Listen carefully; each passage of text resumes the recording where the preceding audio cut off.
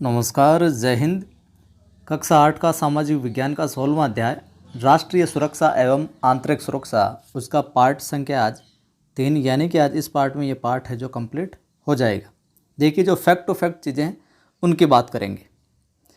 केंद्रीय औद्योगिक सुरक्षा बल, सबसे पहले देखेंगे इसकी स्थापना, जो मुख्य है इस पैराग्राफ में फैक्ट। केंद्रीय औद्योगिक सुरक्षा बल की स्थापना वर्ष 1967 में केंद्रीय औद्योगिक सुरक्षा बल अधिनियम 1968 के तहत हुई थी। तो इस बल की स्थापना 1967 में केंद्रीय औद्योगिक सुरक्षा बल अधिनियम 1968 के तहत हुई थी। इस पैराग्राफ में विशेष बात इतनी है। आगे हम देखें तो वर्तमान में इस बल के, केंद्रीय औद्योगिक सुरक्षा बल के जवान जो है वीआईपी सुरक्षा के साथ साथ दिल्ली मेट्रो कॉरपोरेशन में भी कार्यरत है। ये यहाँ पर महत्वपूर्ण चीज़ है। आईटीबीपी की बात करते हैं, भारत तिब्बत सीमा सुरक्षा बल की। यहाँ पर देखिए काफ़ी चीज़ें महत्वपूर्ण है। हिमवीरों के नाम से विख्यात भारत तिब्बत सीमा पुलिस बल की स्थापना 24 अक्टूबर 1962 में हुई।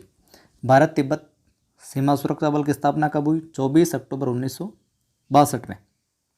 हिमवीरों के नाम से भी विख्यात है ये बल। भारत तिब्बत सीमा पुलिस एक विशेष पर्वतीय बल है जो भारत की चीन से लगी सीमा की रखवाली करती है। इस बल के कार्मिकों को लद्दाख के काराकोरम दर्रे से अरुणाचल प्रदेश के जाचेप लाख क्षेत्र तक निगरानी की जिम्मेदारी दी गई है। आगे बात करते हैं, ये जहाँ पर रहते हैं वहाँ का तापमान है जो 0 से भी नीचे रहता है। 2004 में मंत्रिपरिषद की वन बॉर्डर वन फोर्स नीति की सिफारिश के तत्पश्चात सिक्किम एवं अरुणाचल प्रदेश से सटे चीन बॉर्डर से असम राइफल्स के सैनिकों को हटाकर इस पर भारत तिब्बत सीमा सुरक्षा बल के सुरक्षा कर्मियों को तैनात है जो कर दिया था। किस नीति के तहत? 2004 की मंत्रिपरिषद की वन बॉर्डर वन फोर्स नीति के तहत। आगे महत्वपूर्ण बात देखते हैं। 1982 में यह पुलिस बल कैलाश मानसरोवर की यात्रा की समूची जिम्मेदारी निभा रहा है। 1982 से यह श्रद्धालुओं की चिकित्सा सेवा, प्राकृतिक आपदाओं अगर आ जाती है तो उसमें भी मदद करता है। 2013 में 4 धाम की यात्रा के दौरान उत्तराखंड के प्राकृतिक विपदा में फंसे 33,000 से अधिक श्रद्धालुओं को इस पुलिस बल ने सफलतापूर्वक राहत प्रदान की थी, जान बचाई थी। इसके बाद में हम देखते हैं सीमा सुरक्षा बल। यहाँ पर महत्वपूर्ण चीज़ें क्या है? तो सीमा सुरक्षा बल का गठन 1 दिसंबर 1965 को हुआ था। सीमा सुरक्षा बल गठन 1 दिसंबर 1965 को। यह बल शांतिकाल में सीमा सुरक्षा बल पाकिस्तान एवं बांग्लादेश के साथ लगी अंतर्राष्ट्रीय सीमा की रक्षा करता है। ठीक है, शांतिकाल में 1965 तक भारत पाकिस्तान सीमा की सुरक्षा का दायित्व राज्य विशेष की पुलिस पर होता था, जो अपनी भूमिका को प्रभावी तरीके से निभाने में असमर्थ रही थी, स्टेट लेवल पर जो थी। ऐसे में सीमा की नियमित एवं एकीकृत सुरक्षा के लिए श्री के.एफ. रुस्तम जी के नेतृत्व में सीमा सुरक्षा बल का गठन किया गया। किसके नेतृत्व में? के.एफ. रुस्तम जी के लीडरशिप में। और इस संगठन का आदर्श वाक्य जीवन पर्यंत कर्तव्य है। मोटो पूछा जा सकता है, आदर्श वाक्य जीवन पर्यंत कर्तव्य यह है। अब इस बल की भूमिका की बात करें तो 1971 में पाकिस्तान के साथ जो युद्ध में सीमा सुरक्षा बल की भूमिका अविस्मरणीय रही थी, मतलब भुला नहीं सकते इनकी भूमिका को हम। बांग्लादेश की आज़ादी में भी इनका योगदान रहा। जैसलमेर से 125 किलोमीटर दूर बॉर्डर के समीप तन्नोट माता का एक मंदिर है, जिसका सारा प्रबंधन का कार्य जो है सीमा सुरक्षा बल ही करता है। ये सवाल पूछा गया है। और ऐसे भी बताया जाता है कि 1971 की लड़ाई में पाकिस्तानी सेना ने यहाँ बड़ी मात्रा में बमबारी की, लेकिन मंदिर को किसी भी प्रकार की क्षति नहीं हुई। शक्ति की देवी के प्रतीक के रूप में यह स्थान राजस्थान में बहुत ही क्या है, विख्यात है, प्रसिद्ध है। सीमा सुरक्षा बल के कार्यों की बात करें हम तो देखिए कार्य केवल शांतिकाल में सीमावर्ती क्षेत्र में रहने वाले नागरिकों को सुरक्षा प्रदान करता है। इसके अलावा अनाधिकृत घुसपैठ तथा अंतर सीमा अपराध पर भी रोकथाम एवं तस्करी व गैरकानूनी गतिविधियों पर नियंत्रण स्थापित करना इस बल के क्या है प्रमुख कार्य हैं। आगे हम बात करते हैं राष्ट्रीय सुरक्षा गार्ड एनएसजी की।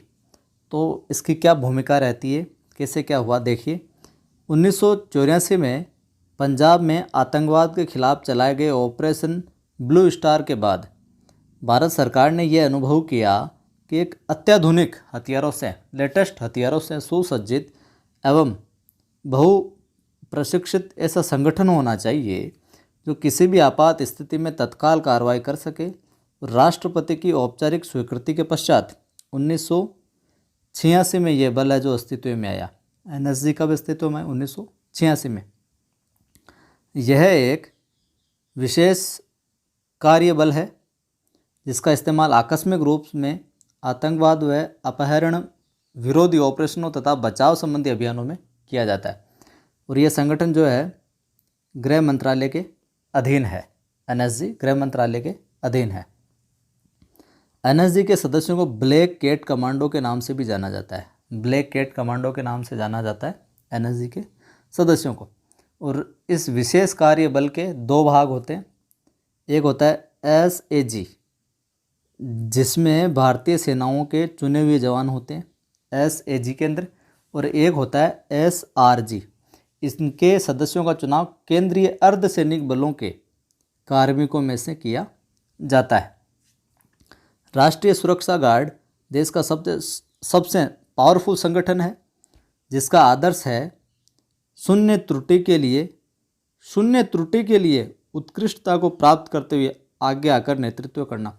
मतलब गलती की कोई संभावना नहीं है, यहाँ पर गलती नहीं करनी है और काम है जो बिल्कुल परफेक्ट करना है। दिसंबर 1999 में इंडियन एयरलाइंस IC 814 के अपहरण, 2002 में गुजरात के अक्षरधाम मंदिरों पर आतंकवादी हमले, साथ ही 26 नवंबर 2008 के मुंबई हमलों के समय राष्ट्रीय सुरक्षा गार्ड के जवानों ने अदम्य साहस का परिचय देते हुए अपने कार्य को अंजाम दिया था। यह हो गया यहाँ से फैक्ट। अब हम बात करते हैं असम राइफल्स की। तो ये भारत का सबसे प्राचीन पुलिस बल है जिसका गठन 1835 में, असम राइफल्स का गठन कब? 1835 में कच्छार लेवी के नाम से किया गया था। किस नाम से? कच्छार लेवी के नाम से। प्रारंभ में इसका गठन ब्रिटिश काल में चाय बागानों की सुरक्षा के लिए आदिवासी कबीलाई हमलावरों को खदेड़ने के लिए किया गया था, लेकिन 1917 में इस संगठन का नामकरण असम राइफल्स के नाम से किया गया। पहले कछारी लेवी के नाम से किया गया था 1835 में, लेकिन 1917 में इस संगठन का नाम क्या हो गया? असम राइफल्स। ये चीज़ें ध्यान में रखना।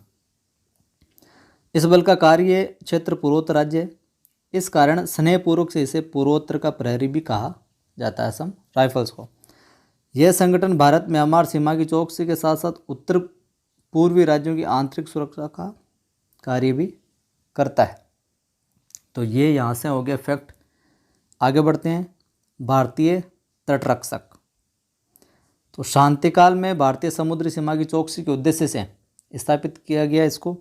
भारतीय तटरक्षक 1 फरवरी 1977 को अस्तित्व में आया, यानी कि स्थापना हुई थी 1 फरवरी 1977 भारतीय तटरक्षक बल की। जबकि 5 क्षेत्रीय मुख्यालय हैं। गांधीनगर, मुंबई, कोलकाता, चेन्नई, पोर्ट ब्लेयर में स्थित है इसके।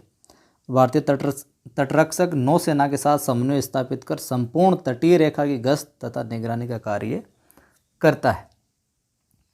भारतीय तटरक्षक के कार्य देखें हम तो समुद्री सीमा की निगरानी रखना, समुद्री क्षेत्र में स्थित हितों की सुरक्षा करना, संकट के समय समुद्री मछुआरों की सहायता करना, तस्कर रोधी अभियानों में सीमा शुल्क तथा अन्य प्राधिकारों की मदद करना, समुद्री पर्यावरण की सुरक्षा के लिए आवश्यक कदम उठाना, समुद्री क्षेत्र में जान एवं माल की सुरक्षा सुनिश्चित करना, ये सारे काम हैं। अब देखिए अध्याय के अंत में कुछ देश की सुरक्षा हेतु नागरिकों के भी कर्तव्य है जिनका हमें पालन है जो करना चाहिए। जैसे कि युवाओं को सेना और अर्धसैनिक बलों के भर्ती के लिए प्रेरित करना चाहिए। देश का कोई भी गोपनीय दस्तावेज या सूचना विदेशियों को नहीं देनी चाहिए। जब हमारे सैनिक मोर्चे पर लड़ रहे हों, अगर उन्हें ज़रूरत हो तो उस समय खाद्य सामग्री, दवाइयाँ, आवश्यक वस्तुएं उपलब्ध करानी चाहिए। सेना का मनोबल हमेशा बनाए रखना चाहिए, बढ़ाना चाहिए। युद्ध के अवसर पर जनता का हौसला किसी भी प्रकार से कम ना होने दें। सेना और प्रशासन की पूरी मदद करें, उनके निर्देशों का पालन करें। ये राष्ट्रहित के बातें हैं, कर्तव्य अपने। शब्दावली देख लेते हैं कुछ। शांतिकाल यानी वह काल जब सेना युद्धरत नहीं हो। शांति सेना दो युद्धरत देशों को युद्ध से रोकने के लिए संयुक्त राष्ट्र संघ के तत्वावधान में निगरानी रखने वाली अन्य देशों की सेना, वो शांति सेना। ब्लैकआउट युद्ध के दौरान प्रशासन एवं नागरिकों द्वारा कार्यालयों, सार्वजनिक स्थानों और घरों में अंधेरा रखना क्या कहलाता है? ब्लैक आउट कहलाता है। ठीक है, आगे कुछ एक दो वर्ड और हैं वो मैं बता देता हूँ। फियादीन, फियादीन का मतलब होता है आत्मघाती हमला।